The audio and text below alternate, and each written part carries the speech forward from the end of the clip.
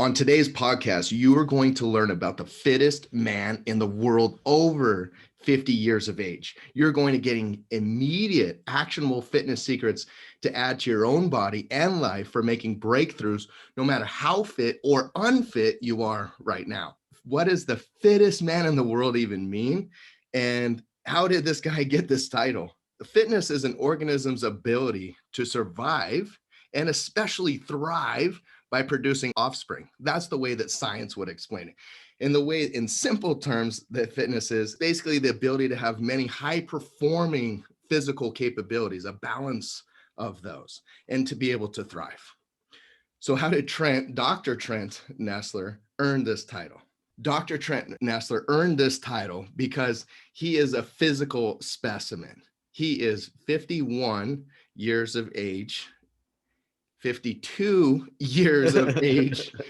And you're going to learn about his schedule. When you start learning about his schedule and his family and all that he does in business and everything, this guy is someone who most of us men aspire to be like and to be able to function at the level that he does. So that's one of the big reasons why. And he is absolute physical specimen. We'll get to that details of that and what he does in the show today. So you really have some awesome content in store today. And we're going to share how you can apply these things into your life. Trent's background, he has his bachelor's degree in exercise science. He has his master's in physical therapy from NAU, his doctorate in physical therapy from NAU with a focus in biomechanics and motor learning.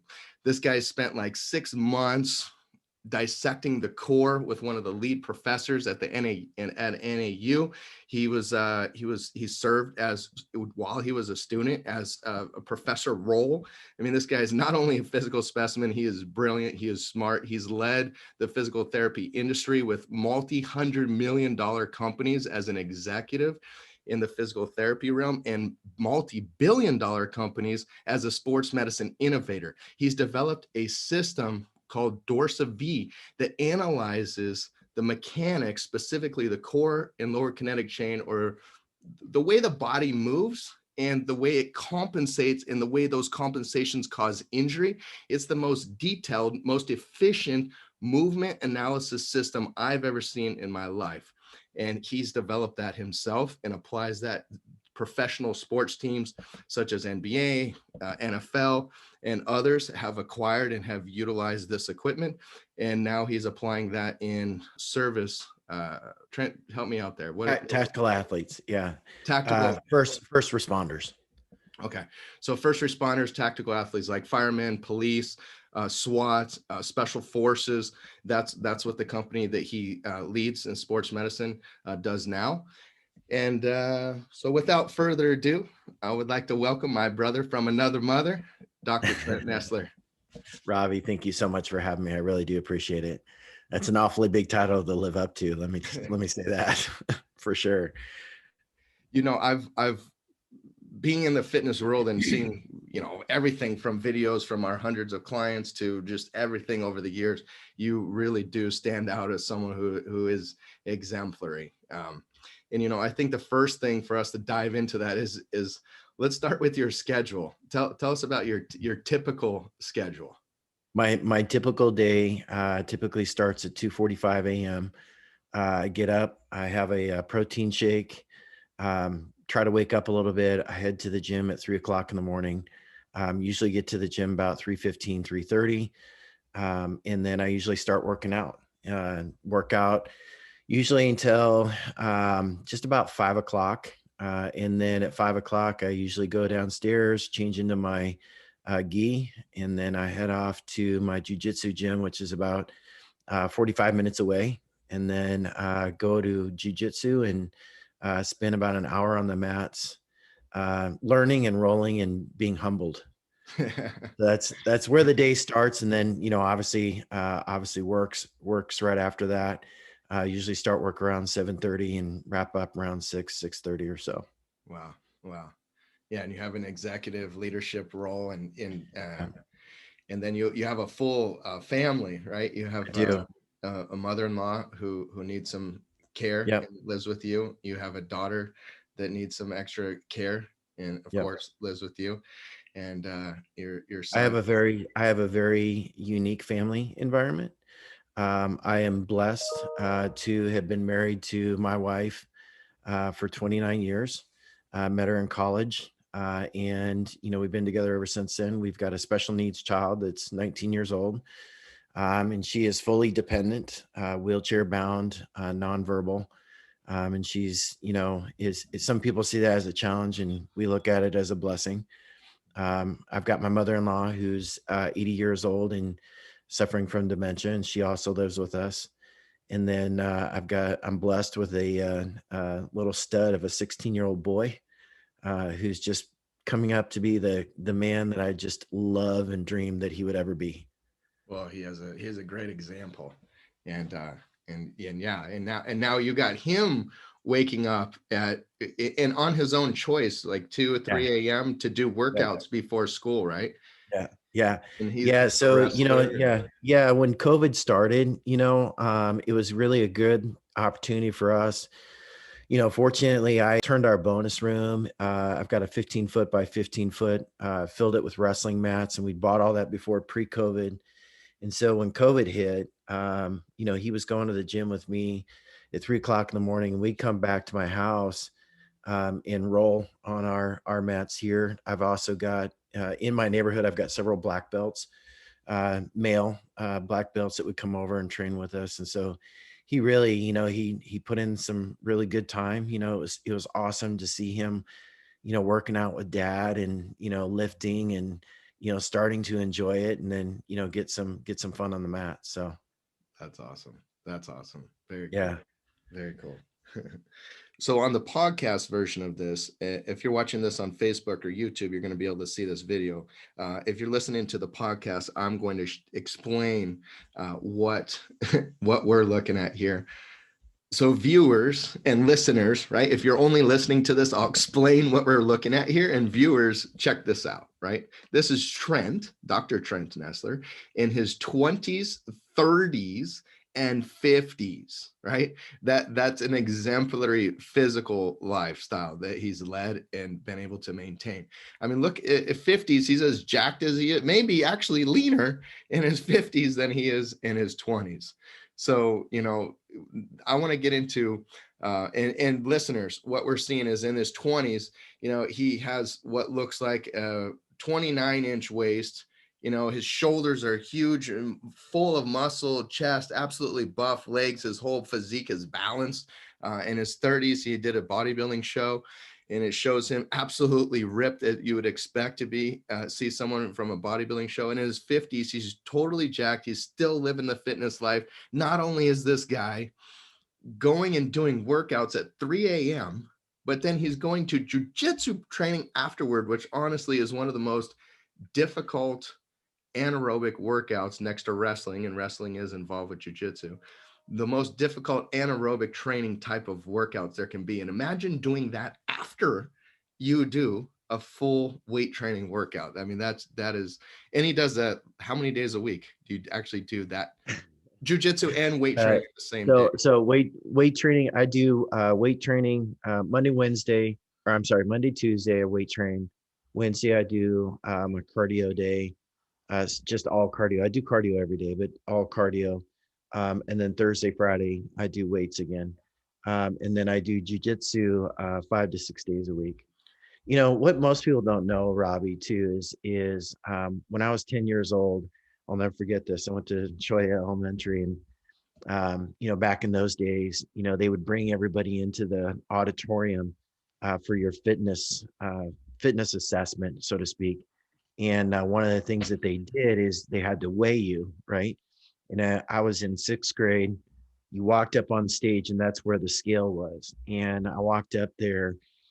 In that day in sixth grade, I was the fattest kid in the entire school, and I'll never forget how embarrassed I was, and to have the PE coach pointed out to me at that point.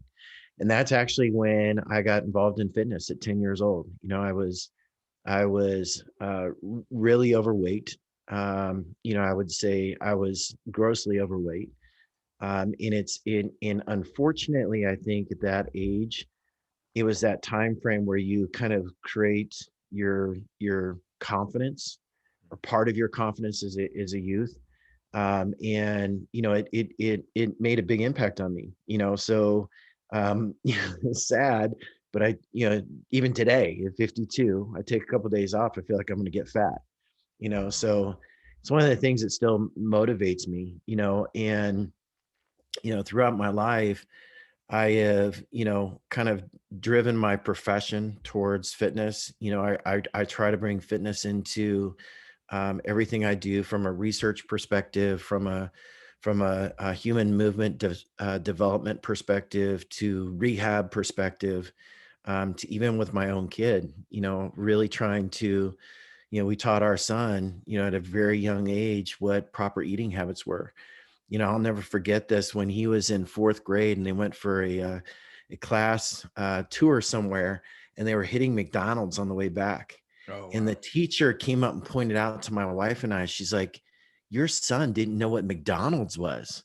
Like, he had never had McDonald's. Like, well, yeah, we don't eat McDonald's. We don't drink soda. And Right. so my son's over there, freaking getting apples and freaking water and some, chicken, Yeah. right? And everybody else is getting their Big Macs and all that stuff. So I think one of the best things I could have done is passing that on to my son, and really seeing how it's helping him make better food choices and better life choices, and that he's physically active. That's awesome. Yeah. And that's why one of the reasons why I call you the fittest man in the world over the age of 50 is because not only just all this amazing physical accolades you have, but you're creating that to be prolific and to create into offspring fitness. Yeah. And so that is really what the word fitness means. You bring it to your own family, and you bring it within your profession to thousands and thousands of people with the things that you create, build, develop, teach. So yeah, that's amazing. Trent, can you tell us about some of the secrets, like fitness training secrets, that people could Yeah. use, right? You've been training. I mean, look at how fit you've been your entire life. Mhm. So, and you have a doctorate in physical Sure. training, basically different aspects of physical training. So, what are some fitness secrets people could use to really get amazing results? Maybe make the Yeah. process easier. Maybe stay away Yeah. from pain and injury. All these type of things. I think number one is proper hydration. I think I call water the undervalued nutrient, that we don't speak very much about. As little as 1% dehydration results in a 10% decrease in performance. And the number one indicator of your hydration is the color and odor of your urine. Aside from asparagus and certain vitamin packs and things like that, your urine should be relatively very faint in color. And I think that so many Americans drink caffeine, which is a diuretic, which makes you lose water. And I think that I've read several studies that over 80% of Americans are clinically dehydrated. Wow. And so I think from if you go into the very basics of biochemistry, it all goes around, the chemical A going to chemical B, which is all driven by an enzyme. And enzymes are very, very sensitive to the body pH. And if you are clinically dehydrated, you lower your pH. And so, by hydrating yourself, you actually help speed up that process, which helps repair, it helps growth, it helps, fight off pathology, all of that stuff, right? So to me, hydration is, for me, I first kicked into hydration probably, gosh, I was probably in my late 20s. I was in grad school. At that time I was drinking a ton of caffeine, and it's probably the one thing that I've done for my own health that's made the biggest difference. The other thing is sleep. And I know people give me a hard time because I don't sleep that much. I sleep probably around 6 hours, but several studies will say that the more fit you are, the less sleep you need. What it all comes down to is your REM sleep. And so for me, when I lay down, I'm literally falling into REM sleep within 5 to 10 minutes. It's very rare that I won't do that. I have some episodes where I won't do that, whether it's from work or whatever, stress or whatever. But most of the time I'll fall right into that REM sleep. And two is I think paying attention to your body. You and I talk about this all the time, overtraining, right? I know when I'm overtraining. I would say that at 52, I'm probably more susceptible to overtraining at the level that I'm at, because I'm working out for 2 hours a day, and then I'm going to jujitsu. So that's 3 hours of training every single day. And for anyone who's ever experienced jujitsu, it is intense. And I'm not rolling around with white belts. I'm rolling around with black belts. Right. And so it's not like, it's not like it's an easy workout. It's a heavy workout. So all of that being said, paying attention to your body and knowing, if you're overtraining, looking for the signs of overtraining. Are you not sleeping well? Are you constantly having orthopedic issues? One time it's your shoulder, one time it's your knee. Are you constantly going from injury to injury to injury? That's overtraining. Are you losing weight? Are you losing strength? These are all things that I constantly look at. Like, for me, again, even though I'm 52, my strength's still going up. I still, I probably lift heavier than I probably should, but that's part of that meathead piece of me, Sure. that I still get into, doing a heavy bench. I do it properly so it doesn't hurt my shoulders. Right. I want to be able to lift my arm when I'm 60. Right. But for me, I'm going for, I want to be as fit as I can be at 60, 70, and 80. So fun fact, yeah, I know you do like 315 for 3 sets of 10 or something like this, right? Yeah. Yeah, dude, that's amazing. That's amazing. Yeah. And how much do you, That was a recent PR. nice. And the funny thing is, people think that's a lot. I mean, at my peak, I was right around 420. For 10? No, I was getting about 4 to 5. Okay. All right. Yeah. Yeah. Well, yeah, but Yeah. 315 at 52 years old. Yeah. What do you wait, 205? Around between 205, 210. It just depends on what I ate over the weekend. Yeah. I mean, that's I have my cheat days. Everybody's got to have a cheat day. yeah. And you should, right? Right. If you're You know living what? this lifestyle, you should have. Yeah. Absolutely. And I think that's the one thing that I struggle with. I have my cheat day and then I feel really guilty the next day. But you got to have your cheat days. There's that balance. You got to have that balance. Yeah. Yeah. So it sounds like hydration, and like, a lot of people focus on, like, they're all trying to find this high pH water, because they think that, like, this high pH, where really it's just, look, you just need to drink a good source of water. It doesn't need to be the Good most water. perfect pH 9. No. And a lot of times what they put on the bottle is not even true anyway. I've seen this, that's from pH tests, but they really just need to drink water, right? To the point that their urine becomes a light yellow or clear color, right? That's When and few people know this too, that if you drink cold water, it's actually better for you than warm water, because your body actually has to spend calories to heat it up.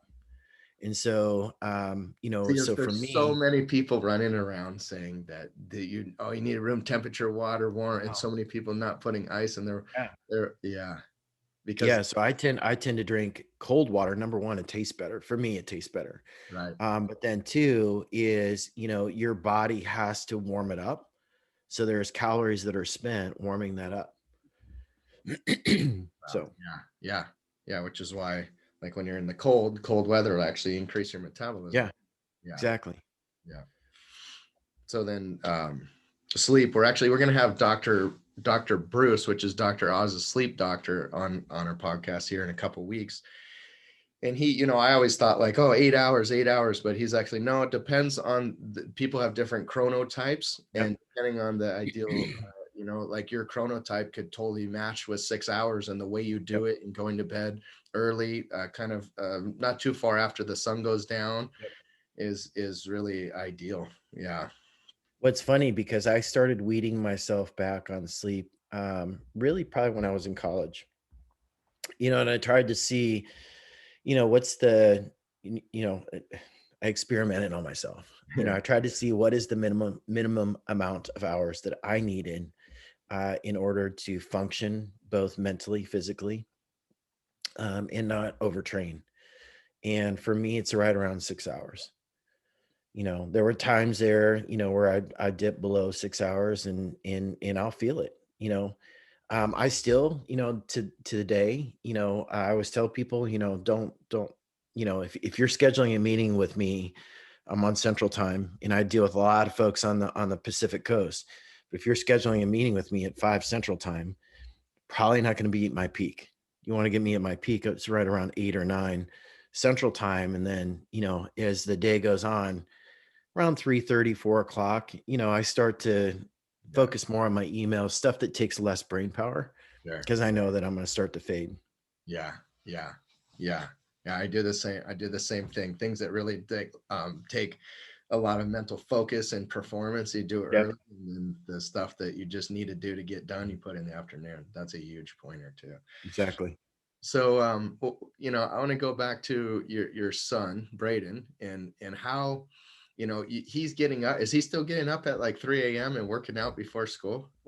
No, not right now, because he's in the middle of wrestling season. And Okay. so, he goes to wrestling practice in the morning. They have wrestling practice after school. And then, like last week, he had a wrestling match on Thursday, Friday, Saturday had 3 matches. And so he's competing a lot right now, and he's worn out. Yeah. And I see it in him. And so, it's like today, he's actually home today because he's worn out. I mean, Yeah. he's completely worn out. So, That's good. So and as a parent, you gotta monitor that, huh? you're making sure he doesn't overtrain also. Yeah, Yeah. absolutely. It wouldn't make Absolutely. sense for him to start doing workouts also with all that super intense No. resistance training that you get Yeah. from wrestling. Yeah.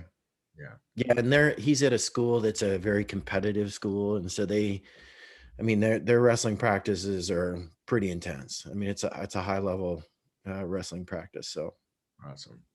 One more thing I want to talk about before we close out today on something called blood flow restriction training. And so for all of those of you listening, blood flow restriction training, most of you, I'm sure, have not heard of that before. And what blood flow restriction training is exactly what it sounds like. What it's not is occlusion. So the goal in blood flow restriction is to restrict or reduce some of the blood flow to the tissue. And long story short, you have slow twitch muscle fibers that are more dependent upon producing energy by having oxygen delivered to them. And then you have fast twitch muscle fibers, which are also the muscle fibers that more grow and make you look like Dr. Trent Nessler here. So those are the fibers that are kind of make you buff. And the slow twitch are more seen like in a runner, right? In simple terms, this is how it works. So when you decrease the oxygen to the tissue, even if you're not using a heavier load, which is usually what is required to get the fast twitch muscle fibers to turn on, when you use blood flow restriction, you can get the fast twitch muscle fibers to turn on and fatigue with very light weights, therefore saving your body the mechanical or load stress on your body, making it healthier and still getting the physiological or metabolic type of effects for the tissue to develop, to get stronger, to have more capacity for producing energy. And Dr. Trent Nessler happens to also be an expert on this, and he trains other layman type of people as well as doctorate level people in blood flow restriction. So Trent, what else can you tell us about blood flow restriction, and yeah, who should yeah. use this, when should they use it? Yeah, the funny thing is most people think that this is something new. It's actually been out since the 60s. It actually started in the fitness industry. I think back to the old pictures of Arnold Schwarzenegger wrapping wraps around his biceps and doing bicep curls. That was actually an early form of blood flow restriction training. It actually came out of European bodybuilders, and Dr. Sato out of Japan is really the first and kind of the founder of blood flow restriction training. I do teach a certification course for chiropractors and physical therapists and athletic trainers and others in blood flow restriction training. For me personally, well, let me step back. It's conceptually, the easiest way to think of it is that blood flow restriction training blocks venous return. So you're not necessarily blocking the arterial inflow. So you got all this blood flowing into the muscle, but it's not flowing out of the muscle. So the muscle gets engorged with blood. And then as you continue your exercise and it's pulling that oxygen off of the blood then becomes oxygen depleted. So then the muscle's still doing the activity. So what happens is that because you're still doing the activity and the muscle is starting to get fatigued because the oxygen is not there, what happens is you end up recruiting more motor units. So what that allows you to do is very early in the rehab process, for example, I know, but our listeners know, what is a motor unit? motor unit is a small unit of a muscle. So like your quads have thousands of motor units. The more motor units that I recruit of your quad, the more of your quad actually contracts. The less that motor units that are recruited, the less of your quad that contracts. And so, the beauty of that is that one of the things in rehab that we really have a hard time with, like after an ACL reconstruction, is getting someone to fully contract their quad. And so, I've been teaching this now for about 2.5, 3 years. And, I've used BFR as a part of my own personal training program. But it came to the realization for me, the aha moment was back in November. I tore my LCL, my posterior lateral corner, and my lateral meniscus training for a fight in December. And as a part of that, I started, my quads shut down immediately, and I've been training my quads for 40 plus years. I never, I couldn't believe that I could not contract my quad. It was the most bizarre thing to me, right? Like this happens to my patients. This doesn't happen to me. And so I started right away using blood flow restriction training. And, Robbie, I think that it really kind of increased my knowledge even more so of blood flow restriction training because, as one of the things when you get off the mat, one of the things that suffers is your cardio. And at our gym, we do 5 to 8 minute rounds. So your cardio is really important, and so you can actually use BFR on like I used it on a bike. So I was using what I called 5-minute sprint cycles. So I put my BFR on and crank it up to 150 millimeters of mercury and ride it at 20 to 30% of my VO2 max. And it would feel like I was riding at 60 to 70 to 80% of my VO2 max. I'd ride for that for 5 minutes, release it and ride for 5 minutes, tighten it up again for 5 minutes, release it for 5 minutes. And I do that for a full 40 minutes. And what I found is that when I went back to the mats, you use more restriction during the increase intensity, correct? And then no, so I kept my intensity at 30% of my VO2 max. but you're increasing and decreasing the resistance of the Yes, tightness. the BFR. Okay. Yes, But you stay same intensity. correct. Very interesting. So it's like it was like a sprint and then recovery, sprint and then recovery, sprint and then recovery. So the intensity change is really the stimulus change between restriction and non-restriction. Correct. Very cool. Correct. Very cool. Exactly. And what I found is I was actually really surprised because when I went back to the mats, I didn't have any difficulty. I mean, my cardio was right there where it had been. So I was able, and studies show that you can actually increase your VO2 max by doing that.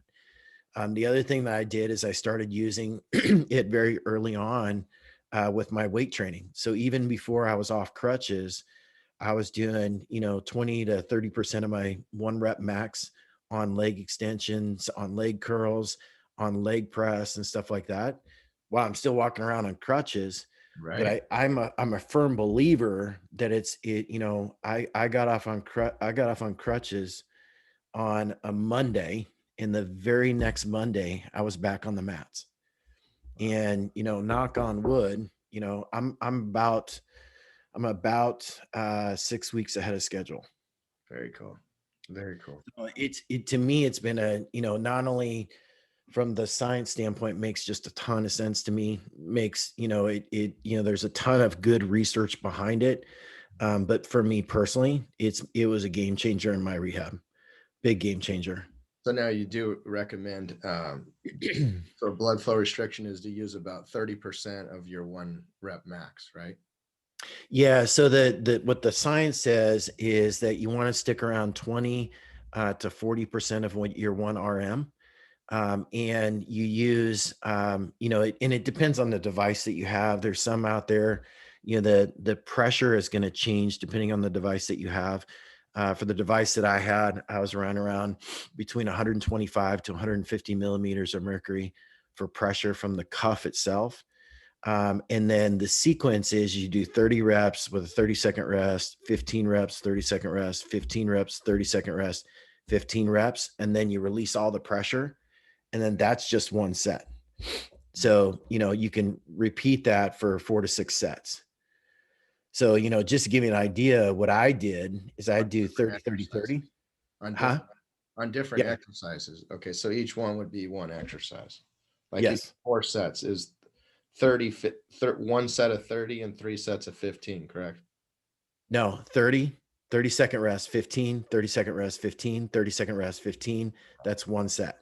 So you're using the first set is 15 reps. The first set is 75 reps. Oh, 75 reps. Huh. Correct. Yeah, because like when And you're again, that's what the literature talks about with BFR. Mhm. So for me, I actually do 30, 30, 30. So I'll do like 30 reps on leg press, go to 30 reps on leg extension, do 30 body weight squats. Mhm. And then I would cycle that with my BFR, and literally, and I just come off crutches. I could barely walk. Like my quads were on such fire. Right. Like you can barely walk. I mean, to me, it was a total game changer. Wow. Wow. Wow. Now, would you suggest someone employs that when they're not injured as well? Oh gosh, yes. Yeah. Yeah, there is a matter of fact, they use it a lot for recovery. So 5 minute on, 5 minutes off, 5 minutes on, 5 minutes off with no exercise has actually been shown to help improve recovery. Um, so there's two benefits of BFR. Number one is you get this what's called a localized effect. That's the increase in motor unit recruitment. Then you also get a systemic effect, which is the release of growth hormone in IGF-1, which helps muscle growth. And then you also get myostatin suppression, which inhibits muscle growth. So Mm. you get these two effects when you use BFR. But you got to use that sequence that I talked about, because it's the combination of BFR and the high reps that really kicks in to that systemic effect. Now, what do you recommend? Is someone just ties a belt around their arm, or what kind of, Oh gosh, no. Yeah. what Yeah, people do yeah. all kinds of stuff to do this blood flow restrict. So Yeah. what's the worst and what's the best to do? Yeah, so the very best is done under medical supervision, and there's some out there they can cause full occlusion, like the Johnny Owens recovery unit, the Delphi unit, but they're very very expensive, and they're prohibitive to using it in the gym. To the low end, which is like taking a bicycle tire and wrapping it around your quad and trying to do it right. Right. And that will cause you, you can create a thrombus, you can create all kinds of major issues, nerve issues and stuff like that. What I use is one that I've actually helped on the development side. Is called Rock Cuff.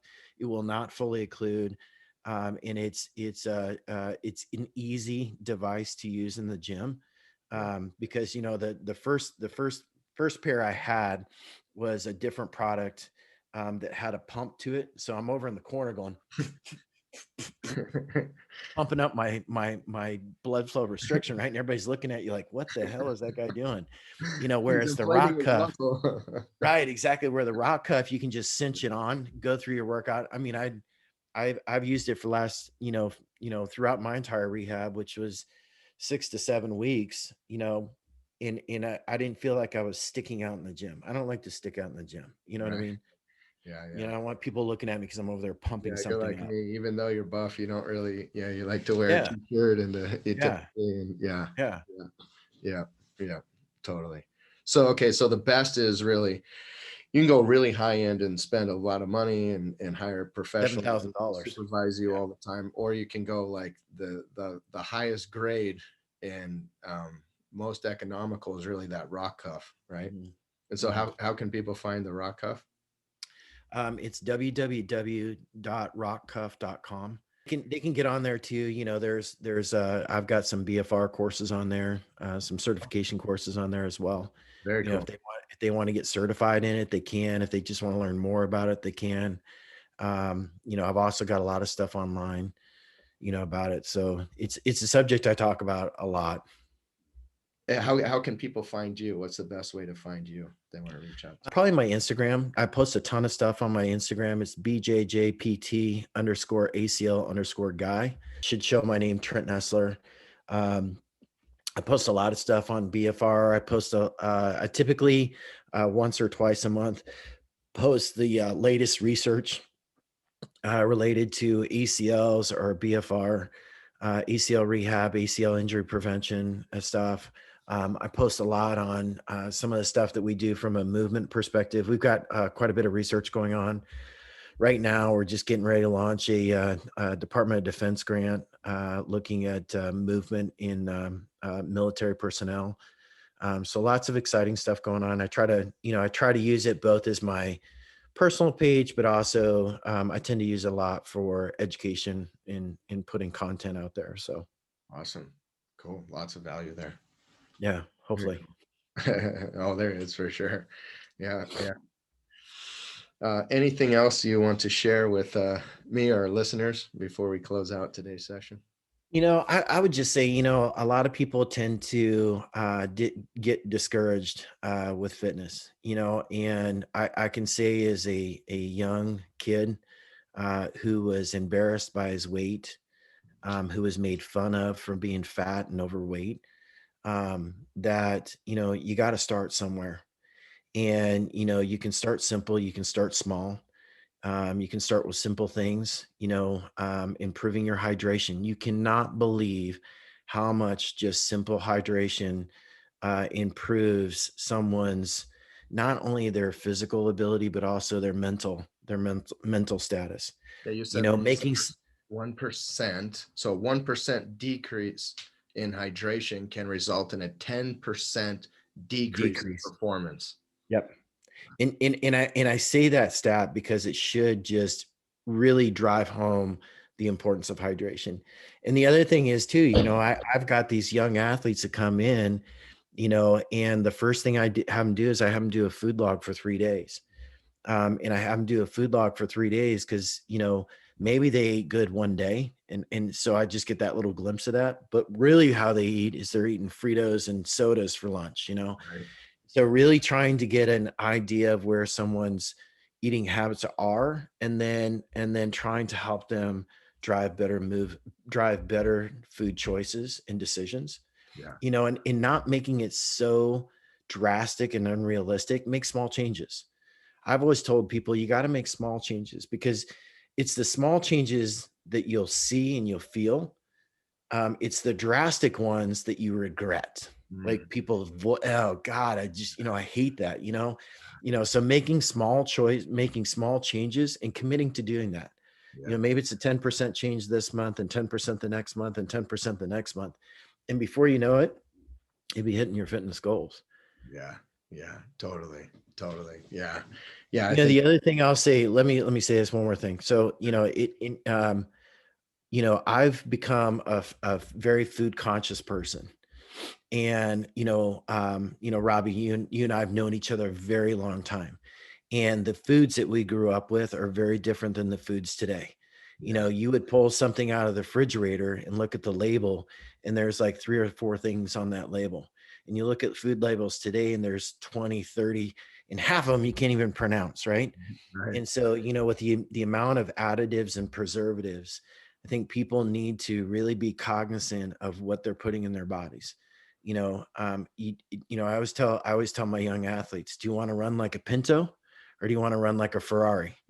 Yeah. You don't put regular gas in a Ferrari. You put premium gas. Right. And this is what premium gas looks like in the human body. Yeah. Yeah. Yeah. Real food. Yeah, Yeah. Yeah. exactly. Straight from the earth. Yeah. Awesome. Well, thank you for your wealth of knowledge today, Trent. Thank And you, Robbie. Thanks for having me, man. I really do appreciate it. absolutely, brother.